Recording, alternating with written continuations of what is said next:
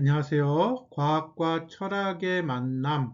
예, 과학과 철학만 만나는 게 아니라 오늘은 1주차 1교시여서 여러분과 저도 처음 만나게 됩니다. 과학과 철학의 만남이라는 과정을 통해서 우리는 과학에 대한 생각들, 그러니까 이공계적인 어떤 실험이나 데이터를 축적하는 것을 목적으로 하지 않고요. 과학에 대한 이야기들, 과학이란 무엇인가, 혹은 과학적인 것이란 무엇인가 등에 대한 이야기들을 함께 한 학기 동안 이야기하려고 그래요. 그래서 과학과 철학의 만남이니까 과학과 철학이 만나질 수 있는 건가?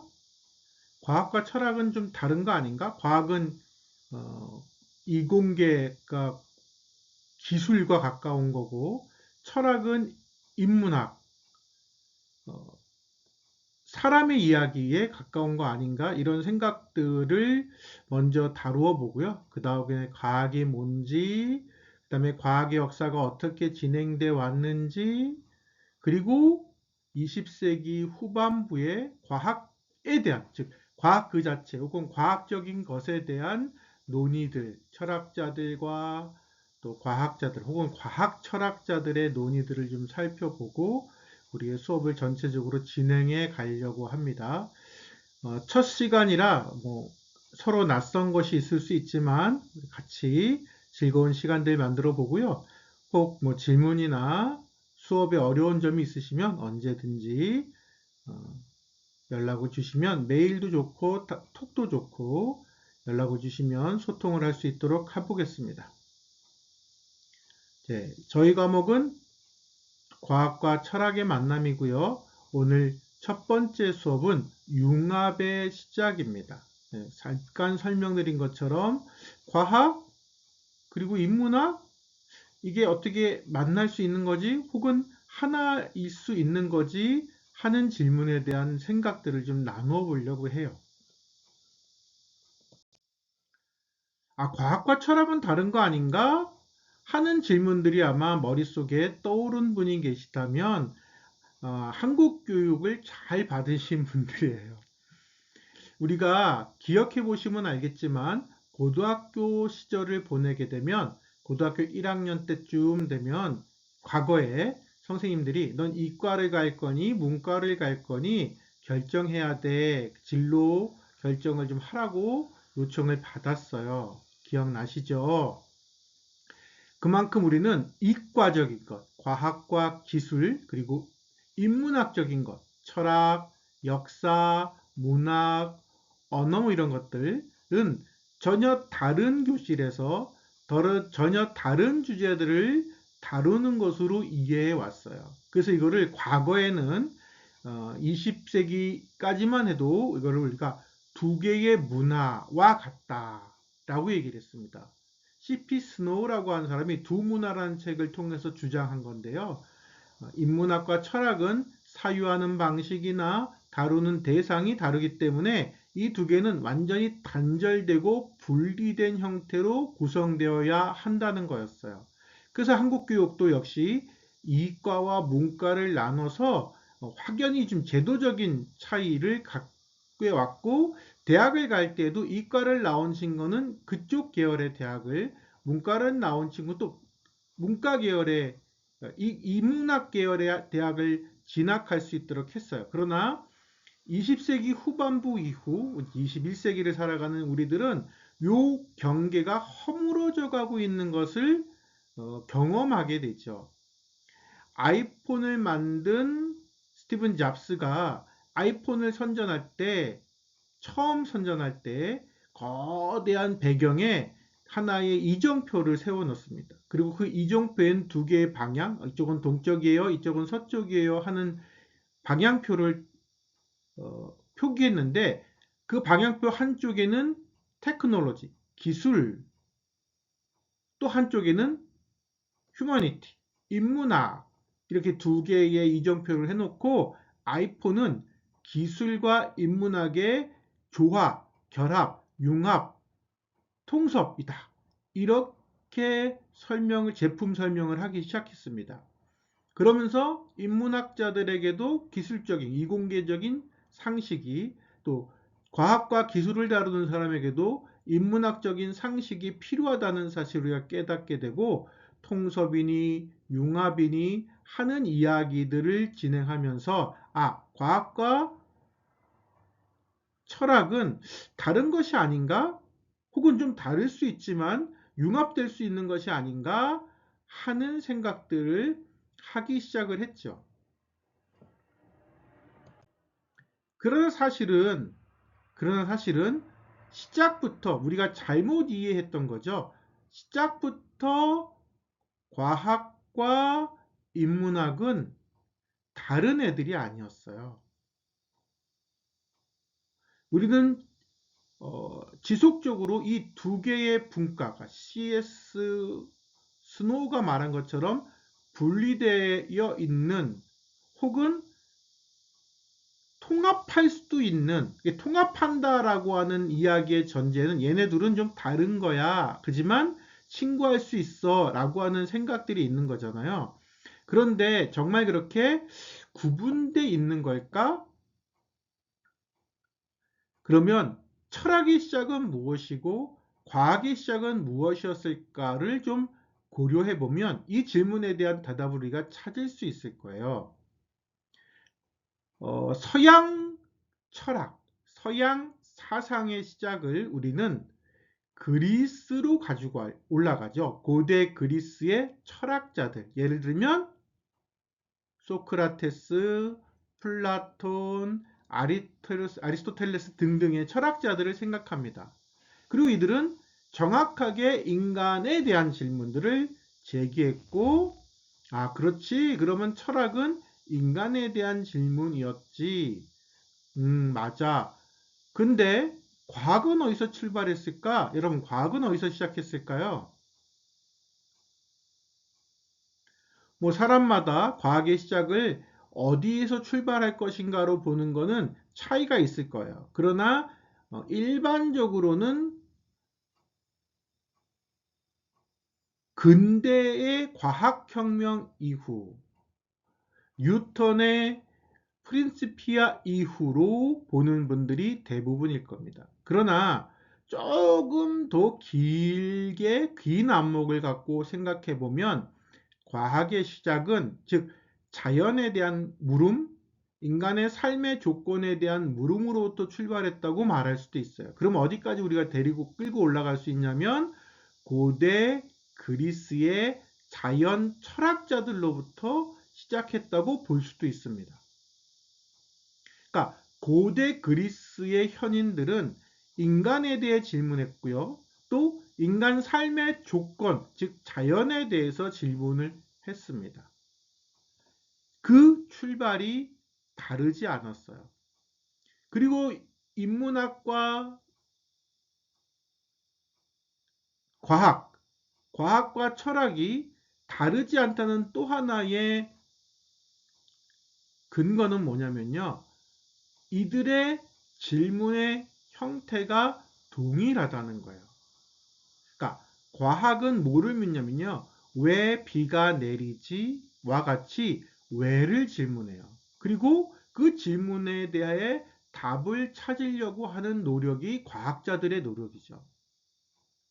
그런데 우리가 일반적으로 알고 있는 것처럼 과학, 기술은 과학의 영역에 속한다고 생각하지만 기술의 질문은 과학의 질문과는 달라요.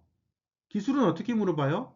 왜 자동차가 달리는가를 묻지 않고 어떻게 자동차를 빨리 달리게 할 수 있을까? 어떻게 해야 연비를 효율적으로 만들 수 있을까? 등 어떻게를 묻습니다. 그러니까 과학은 왜를 묻고요. 기술은 어떻게를 물어요. 자, 그러면 철학, 인문학은 어떠한 질문을 할까요? 왜를 질문할까요? 어떻게를 질문할까요? 인간은 왜 존재하지? 인간은 왜 살아야 하지? 이게 대표적인 철학적 질문들이잖아요. 그럼 인문학은 왜를 묻는 거죠.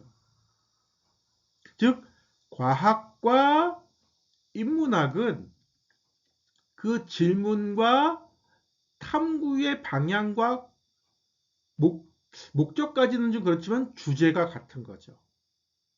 그러니까 두 가지를 정리해 봅시다. 과학과 인문학은 고대 그리스의 철학자들로부터 시작했다. 그리고 그들의 질문은 왜라고 하는 동일한 질문의 방향을 가지고 있었다. 기술은 오히려 다른 질문, 즉 어떻게를 질문한다. 그러니 근대 이후 우리가 생각해 온 것처럼 과학은 기술과 친구를 하는 애가 아니고 과학은 인문학과 친구를 하는 애예요.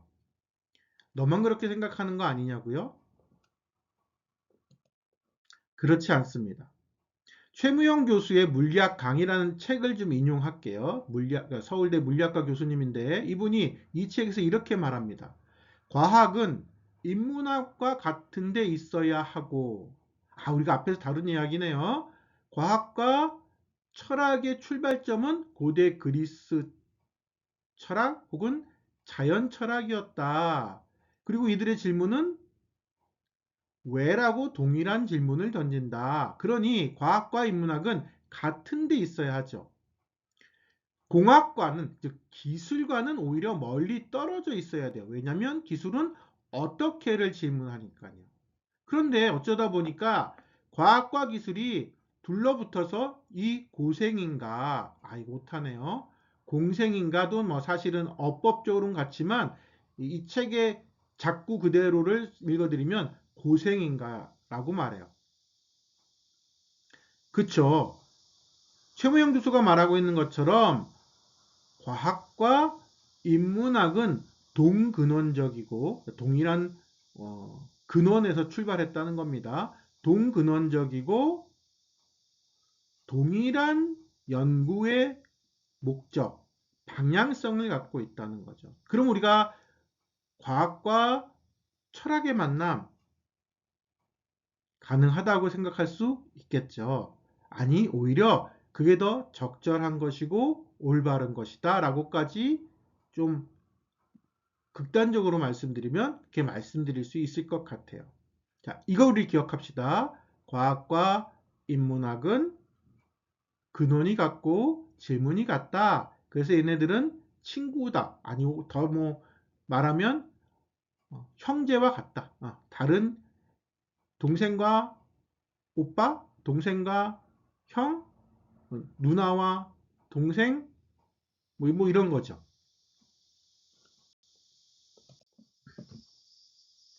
자, 그러면 우리가 앞부분에서 과학과 철학은 동일한 근거, 동근원적이다 라고 말씀을 드렸잖아요. 그게 어디서 출발했기 때문에 그렇다라고 말씀드렸어요. 고대 그리스의 철학. 어떤 사람들은 혹은 동일한 사람들이 인간에 대해서 질문할 때 우리는 그걸 철학, 인문학이라고 하고 인간의 삶의 조건에 대해서 질문할 때 우리는 그걸 과학이라고 한다. 왜냐면 인간 삶의 조건은 자연이었을 테니까요. 그래서 많은 철학자와 수학자와 과학자가 그 시작에서는 크게 다르지 않았죠. 분리된 적도 없었습니다. 그러니까 융합적 사고의 공간을 공유했습니다. 그래서 인간은 왜 존재하는가, 어떻게 존재하는가, 혹은 왜 살아야 하는가 같은 삶의 목적을 물었고요. 그 존재의 근거, 존재의 이유, 혹은 삶의 조건도 동시에 물었던 것이죠. 그래서 세계의 근본 물질과 삶의 조건을 동시에 혹은 함께 탐구하고 연구했던 게 고대 그리스의 철학자였고 그 중에서 인간 삶의 조건을 좀 더 깊게 질문한 사람들을 우리는 과학 철학자다라고 말해요. 자, 과학 철학자들이 어떤 질문을 하고 어떤 고민을 했는지를 좀 천천히 살펴볼게요. 두 번째는 우리가 질문했던 과학과 철학의 만남에서 얘네들이 만날 수밖에 없는, 아니 오히려 친구와 같고 가족과 같아요. 의 두 번째 이유가 뭐였죠? 왜? 동일한 질문의 방향이었다는 거죠. 뭐, 한 번 더 복습을 해본다면 인문학은 인간은 왜 존재하는가와 같은 인간 자신에 대한 질문을 하고요. 과학은 자연은 왜 이렇게 작동하지? 인간 삶의 조건은 왜 이런 거지?를 질문하면 공학과 기술은 그것을 어떻게 구현해낼 것인가를 고민한다. 이거는 앞부분에 얘기했던 걸 다시 한번 정리한 거니까 이 정도로만 설명하고 넘어가겠습니다. 자, 그러면 자연 철학자들은 뭘 질문한 사람들이었다 그랬어요? 인간 삶의 조건들. 인간 삶의 조건을 자연이라고 설명드렸잖아요. 그걸 좀 확장하면 인간의 삶이 포함된 자연을 우리는 세계라고도 말합니다. 이 세계는 내가 살고 있는 혹은 내가 존재하는 이 세계는 왜 있는 거지? 그러니까 그리스 철학자들의 가장 본질적인 질문은 뭐냐면요. 왜 있는 것은 없지 않고 있는가예요. 있는 것이 뭘까요? 인간이죠. 있는 것이 뭘까요? 자연이죠. 있는 것이 뭘까요? 세계입니다. 그러니까 세계는 존재하잖아요. 있어요. 세계가 있는데 없어도 되는데 왜 있을까? 세계가 어떻게 무엇으로 이루어져 있을까? 이 질문에 대한 첫 번째 대답이 신화였어요. 그리스 로마 신화는 신들에 의해서 혹은 신들의 이야기를 통해서 인간의 존재의 이유, 존재의 목적, 삶의 의미 등을 설명했고 인간 삶의 조건이 이 세계가 어떻게 만들어졌으며 무엇으로 구성되어 있는지를 설명했습니다. 그러나 이걸 우리가 철학이나 과학이라고 말할 수는 없어요. 말 그대로 신학이죠.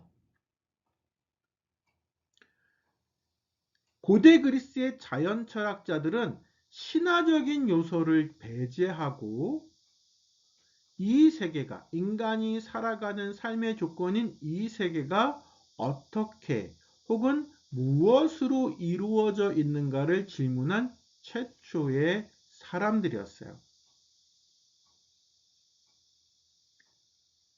세계가 존재하니까 그 세계 속에 인간이 존재했을 거 아닙니까? 그러니까 인간의 사회, 윤리, 뭐 이런 문제들 이전에 자연을 이루는 것이 무엇일까? 무엇이 세계를 가능하게 했을까를 이성적으로 탐구한 거죠. 그리고 그것을 최초로 이야기한 게 아르케, 원질, 무엇이 세계 혹은 자연의 본래적 근원일까를 질문하기 시작합니다.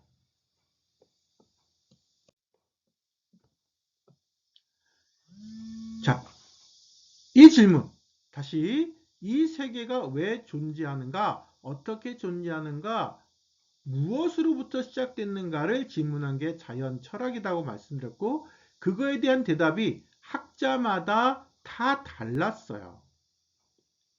여러분이 보시고 있는 아낙시만드로스와 아낙시메네스가 대표적인 인물들이죠. 아낙시만드로스는 뭐라고 말하냐면 아르케, 원질, 세계의 가장 본질적인 무엇 혹은 물질은 우리가 구체적으로 설명할 수 있는 혹은 우리가 눈으로 관찰할 수 있는 구체적인 물질은 아닐 거다라고 생각을 합니다.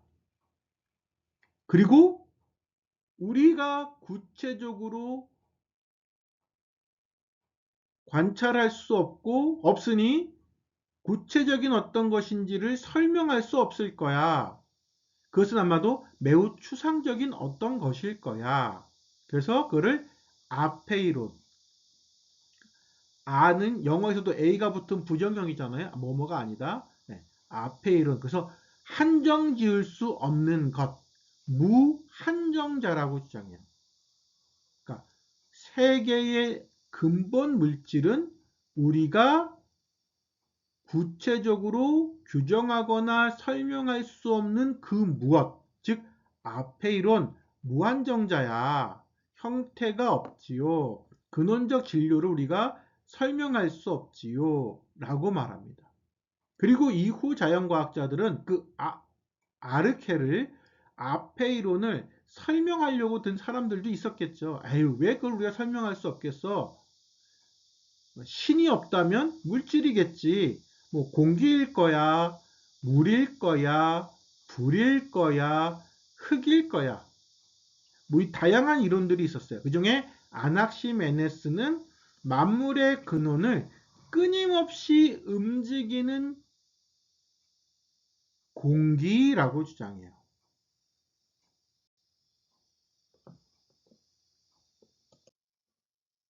자, 그러면 두 번째 질문이 생각돼요. 자, 다시 세계는 무엇으로부터 시작됐을까? 아페이론, 무한정자, 추상적인 어떤 것, 혹은 우리가 관찰 가능한 어떤 물질, 그것이 공기이던, 불이던, 물이던, 흙이던. 그러면 그 물질은 어떻게 세계를 구성했어? 만들었어? 변화가. 혹은 변화하지 않는 무엇이 우주의 본질이지 라고 논쟁이 일어나요. 그러니까 우주의 본질을 변화로 볼 거냐 고정된 불변으로 볼 거냐에 대한 논쟁이었어요. 그 중에 대표적인 인물이 헤라크레이토스와 파르멘이 됐어요. 사실은 이 두 사람의 논쟁이 굉장히 중요한 논쟁이었고 지금까지도 논의되고 있는 논쟁 중에 하나죠. 헤라크레이토스는 뭐라고 말했냐면 철수가 동일한 강물에 두 번 빠질 수 있을까? 라고 질문해요. 여러분 어떻게 생각하세요? 여러분이 오늘 날씨가 덥다. 한강이나 가자. 혹은 기분이 찝찝한데 한강이나 가자. 그래갖고 뭐 몸을 던질 수는 없지만 손을 한번 만졌다든가 발을 한번 넣어봤다고 합시다. 그리고 또다시 똑같은 위치에 가서 발을 담궜어요. 자, 그럼 여러분은 동일한 한강의 강물에 두번 몸의 일부를 담근 걸까요? 아닐까요?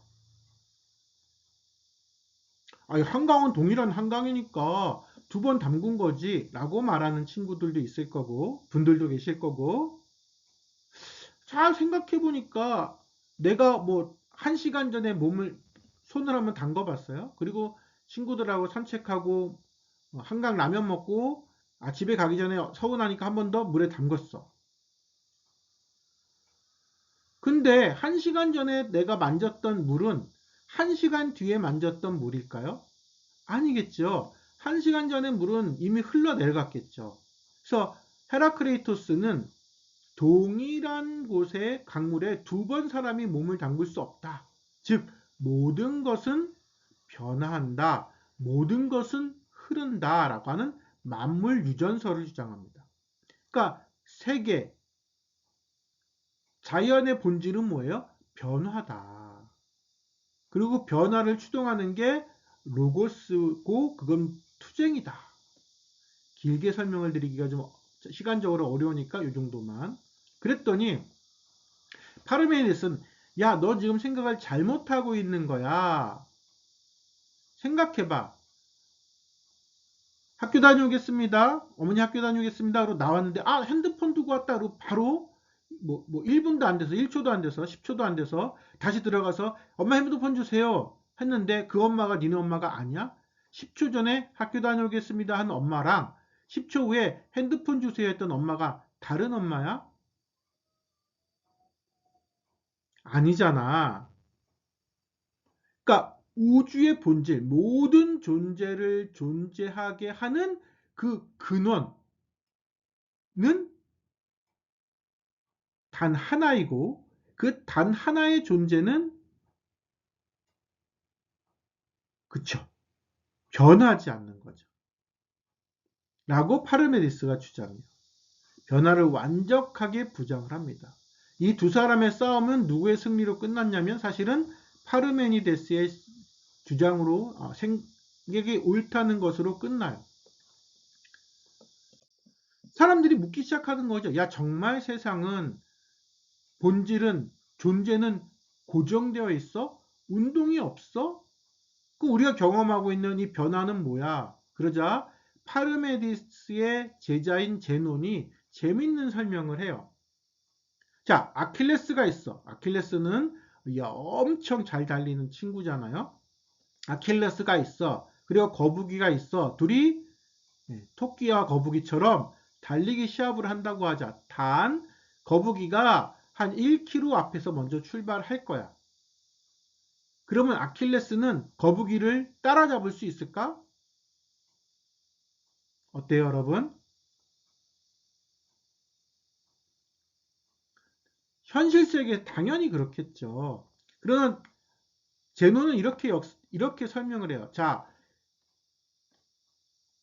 아킬레스가 1km를 달려갔어.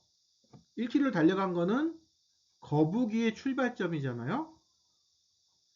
그럼 거북이는 아킬레스가 1km 달리는 동안 한 500m 갔다고 합시다. 500m 달려갔겠지. 그럼 또 아킬레스가 500m를 달려가. 500m 아킬레스가 달려가는 동안 거북이는 250m 가. 이렇게 점점 거리는 줄어들 수 있지만 결코 아킬레스가 거북이를 이길 수는 없어. 제논이 정말 아킬레스가 거북이를 이길 수 없다고 생각해서 이 논쟁을 제기한 것이 아니라요. 파르메니데스 성생의 변화의 부정을 설명하기 위한 역설이었던 거죠. 우리가 일상적으로 겪는 변화와 운동이라는 것은 감각의 경험이잖아요. 근데 이 감각의 경험을 논리적으로 설명할 수 있는가? 제논의 역설이 보여주는 것처럼 어렵다는 거죠. 그러니 파르메니데스 선생이 말한 본질은 변화하지 않는 불변의 것이야. 그러면 운동을 어떻게 설명해야 돼? 그것은 논리적으로 완벽하게 설명할 수 없는 아주 곤란한 친구지. 등의 논리들을 통해서 존재, 있는 것, 혹은 세계를 있게 한 무엇은 변화하지 않는 것을 자신의 본질로 한다라고 하는 사실을 확정하고 이 확정된 논리가 이후 그리스 서양 철학의 근간을 이루게 됩니다.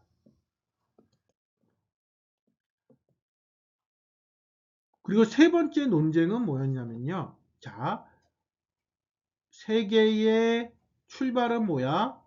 우리가 설명할 수 없는 무한정자 아페이론이야. 아니야. 우리가 객관적으로 말할 수 있는 어떤 물질적인 것일 거야. 두 번째 논쟁은 뭐였어요? 세계는 변화를 본질로 해, 불변을 본질로 해. 세 번째 논쟁은요.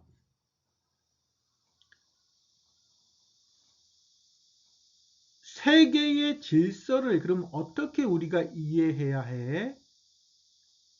그래서 엠페도클레스가 세계가 구성되게 한 원류는요, 하나가 아니고 네 개예요. 물, 불, 바람, 흙이죠.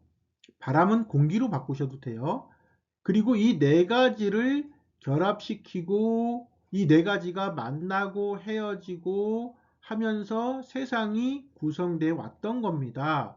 그리고 이 세상을 구성한 힘은 투쟁이 아니라 사랑이었어요. 이거를 사원소설이라고 합니다. 엠페도크레스의 사원소설이 플라톤으로 넘어가고 아리스토텔레스로 넘어가면서 고대 그리스의 우주의 구성, 질서의 원류로 자리 잡게 돼요. 또 하나는 피타고라스예요. 피타고라스의 정리 아시죠? 수학 정리. 이 피타고라스는 우주가 질서를 잡아가는 방식을 수 혹은 수학이라고 봅니다. 그러니까 눈에 보이는 물질이 만물을 지배하고 있는 것이 아니라 수학적 비율과 질서가 우주의 원리야, 우주의 구성 원리야, 혹은 우주의 언어야 라고 이야기를 해요. 이 피타고라스의 이야기를 좀 기억하셔야 돼요. 이 이야기가 또 플라톤을 통해 아리스토를 통해 심지어 뉴턴에게까지 이어지게 됩니다. 그러니까 고대 그리스의 자연 철학은 사실 근대 과학의 사상적 원류를 제공했던 것이 사실이고, 이러한 사실을 통해서 볼 때 우리는 과학과 철학은 동근원적인 그럼에 동일한 질문의 방향성을 갖고 있는 친구들이었다. 그러니 이 친구들이 만나는 게 당연한 거였는데, 그게 근대 이후 여러 이유들 때문에 잘 이루어지지 않고 C.S. 스노우가 주창했던 것처럼 전혀 다른 두 개의 이질적인 문화, 세계로 이해되고 있다가 20세기 후반부, 21세기에 들어와서 이 원래적인 과학과 철학의 성격을 우리가 다시금 복원했다 혹은 회복했다라고 말할 수 있게 되는 거죠. 자, 1교시 정리해 볼게요.